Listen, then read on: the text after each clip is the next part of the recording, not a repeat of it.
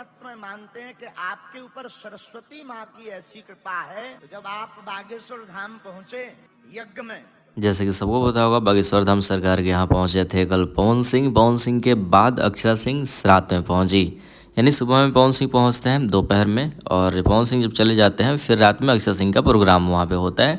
अक्षरा सिंह वो अपना गाना वाना भी गाती है।